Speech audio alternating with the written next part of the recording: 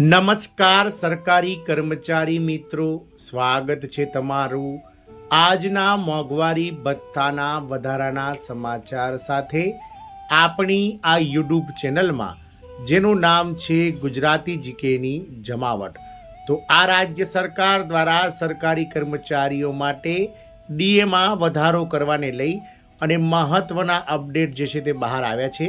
આ રાજ્ય સરકાર દ્વારા આગામી એપ્રિલ અને મે મહિનામાં જ્યારે વિધાનસભાની ચૂંટણી રાજ્ય સરકારમાં યોજાવા જઈ રહી છે, ત્યારે રાજ્ય સરકાર દ્વારા કર્મચારીઓને પોતાની તરફ આકર્ષવા માટે મોંઘવારી ભથ્થામાં લાંબા સમય બાદ 4% વધારાની જાહેરાત કરી છે। જાણીશું આજના વિડીયોમાં આપણે કર્મચારી મિત્રો વિગતવાર કે દેશની કઈ રાજ્ય સરકારે પોતાના અલગ અલગ વિભાગોમાં કામ કરતા કર્મચારીઓના ડીએમાં 4% વધારાની જાહેરાત કરી છે, તેને લઈ વિડીયોમાં વિગતવાર ચર્ચા કરીશું। તો વિડીયોના અંત સુધી બન્યા રહેશો અને જો કર્મચારી મિત્રો આપ નવા સબસ્ક્રાઈબર હોય તો અમારી ચેનલને સબસ્ક્રાઈબ કરવાનું ભૂલશો નહીં। તો આ સરકારી કર્મચારીઓ માટે મોટા સમાચાર છે। આગામી એપ્રિલ અથવા તો મે મહિનામાં જ્યારે ભારતના ચૂંટણી પંચ દ્વારા આ રાજ્ય સરકારની 5 રાજ્યોની વિધાનસભાની જે ચૂંટણી યોજાવાની છે તેની તારીખો જાહેર થઈ શકે છે।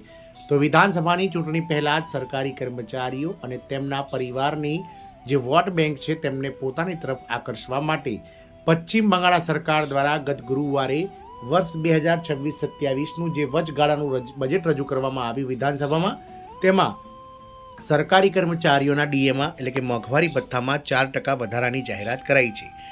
તો પશ્ચિમ બંગાળ સરકારે ગુરુવારે નાણાકીય વર્ષ 2026-27 માટે વચગાળાનું 4.06 લાખ કરોડ રૂપિયાનું વચગાળાનું બજેટ રજૂ કર્યું, જેમાં મહિલાઓ, યુવાનો અને રાજ્યના કર્મચારીઓ માટે ઘણી મહત્વપૂર્ણ જાહેરાતો કરવામાં આવી। આ ઉપરાંત વચગાળાનું બજેટ રજૂ કરતી વખતે રાજ્યના નાણામંત્રી ચંદ્રિમા ભટ્ટાચાર્યએ મોંઘવારી ભથ્થા એટલે કે સરકારી કર્મચારીઓના ડીએનએસ એલાઉન્સમાં પણ વધારાની જાહેરાત કરી। રાજ્ય વિધાનસભામાં બજેટ રજૂ કરતા ચંદ્રિમા ભટ્ટાચાર્યએ કહ્યું હતું કે ફેબ્રુઆરીથી લક્ષ્મી ભંડાર યોજના હેઠળ મહિલાઓને આપવામાં આવતી માસિક સહાયમાં પણ 500 રૂપિયાનો વધારો કરવામાં આવશે।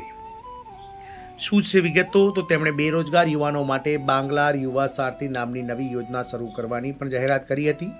આ યોજના હેઠળ 21 થી 40 વયના જે બેરોજગાર યુવાનો છે તેમને દર મહિને 1500 રૂપિયા ભથ્થું મળશે। આ સહાય યુવાનોને નોકરી ન મળે ત્યાં સુધી અથવા તો મહત્તમ 5 વર્ષ માટે જે પણ વહેલું હોય ત્યાં સુધી ચાલુ રહેશે। બજેટમાં આશા વર્કર બહેનો અને આંગણવાડી કાર્યકર તેડાગર બહેનોના માસિક માનદ વેતનમાં પણ ₹1000નો વધારો કરવાની પણ જાહેરાત કરવામાં આવી છે। એપ્રિલ મે મહિનામાં પશ્ચિમ બંગાળમાં અપેક્ષિત વિધાનસભા ચૂંટણીઓ પહેલાં રજૂ કરાયેલ વચગાળાનું બજેટ ખાસ કરીને સામાજિક કલ્યાણ, રોજગાર સહાય અને પાયાના કામદારો પર ધ્યાન કેન્દ્રિત કરે છે। આજે સવારે સુપ્રીમ કોર્ટે પશ્ચિમ બંગાળ સરકારને 2008થી 2019ના સમયગાળા માટે તેના કર્મચારીઓને મોંઘવારી ભથ્થું એટલે કે ડીએઈ ચૂકવવાનો નિર્દેશ આપ્યો હતો। બેન્ચે રાજ્ય સરકારને 6 માર્ચ સુધીમાં તેના કર્મચારીઓને ડીએઈના બાકી લેણાના 25% ચૂકવવાનો નિર્દેશ આપ્યો છે। પીટીઆઈએ બેન્ચને ટાંકીને કહ્યું, મોંઘવારી ભથ્થું મેળવવું એ પશ્ચિમ બંગાળ રાજ્ય સરકારના પ્રતિવાદી કર્મચારીઓનો કાયદેસર રીતે લાગુ પાડી શકાય તેવો અધિકાર છે।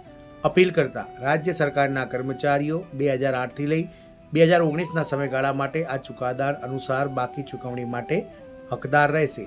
આ કેસ ત્યારે શરૂ થયો જ્યારે કેટલાક રાજ્ય સરકારી કર્મચારીઓએ કલકત્તા હાઈકોર્ટમાં કેન્દ્ર સરકારના કર્મચારીઓ જેટલા જ દરે ડીએનએસ એલાઉન્સ અને બાકીની રકમ ચૂકવવાની માંગણી કરતી અરજી કરી હતી। ત્યારે કોલકાતાના સુપ્રીમ કોર્ટના ચુકાદાને આધીન પણ રાજ્ય સરકાર દ્વારા 4% મોંઘવારી ભથ્થાની પશ્ચિમ બંગાળ સરકારે જાહેરાત કરી દીધી છે। જય હિન્દ, અસ્તુ।